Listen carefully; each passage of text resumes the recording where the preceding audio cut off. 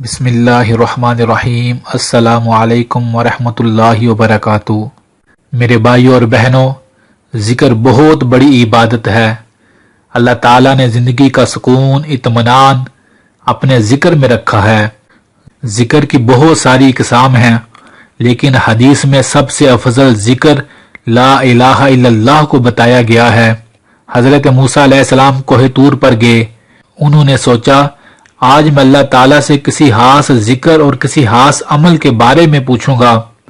کوہ طور پر پہنچ کر سیدنا موسیٰ علیہ السلام نے کہا، یا اللہ، کوئی ایسا عمل بتائیے جو خاص ہو اور میں اسے کروں۔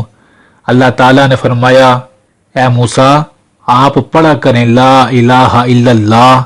حضرت موسیٰ علیہ السلام نے فرمایا، یا اللہ، یہ تو وہ کلمہ ہے جو ساری مخلوق پڑھتی ہے، ہر ایمان لانے والا پڑھتا ہے، مجھے کوئی اور بتائیں۔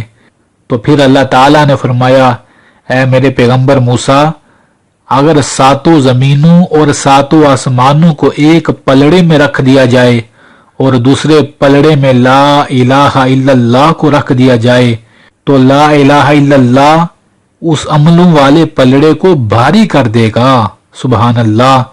تو ساتوں زمین اور آسمان میرے بھائیوں اور بہنوں ایک پلڑے میں ہو اور ایک پلڑے میں لا الہ الا اللہ ہو تو یہ انسان کے اعمال کو بھاری کر دے گا، اور اس کلمے کے پڑھنے سے اللہ تعالیٰ اس بندے کے گناہ بھی معاف فرماتے ہیں۔ اور ایک اور حدیث میں فرمایا، اے لوگو، جو لا الہ الا اللہ پڑھتا ہے، اللہ تعالیٰ اس بندے سے 99 بلائیں اور پریشانیوں کو دور کر دیتے ہیں۔ سبحان اللہ۔ اور 99 نمبر پر جو بلا اللہ اس بندے سے دور کرتے ہیں وہ غم اور پریشانی ہے۔ اللہ اکبر۔ تو میرے بھائیوں اور بہنوں، کثرت کے ساتھ اس عمل کو پڑھنے سے گناہ بھی معاف ہوتے ہیں۔ کثرت کے ساتھ اس کلمے لا الہ الا اللہ کو پڑھنے سے کل قیامت کے دن اس کا پلڑا نیکیوں سے بھاری ہوگا، اور اس کلمے کے پڑھنے سے اللہ اس کے غم اور پریشانیوں کو دور فرما دیتے ہیں۔ تو اپنی زندگی کا معمول بنائیں، روزانہ کام پر جاتے ہوئے، کام سے آتے ہوئے میرے بھائیوں اور بہنوں، کثرت کے ساتھ اپنے زبانوں پر یہ ورد رکھیں، لا الہ الا اللہ محمد الرسول اللہ صلی اللہ علیہ وآلہ وسلم۔ جو پابندی کے ساتھ اس کلمے کو پڑھے گا، اللہ اس کی دنیا اور آخرت کے تمام غموں کو دور فرما دیں گے۔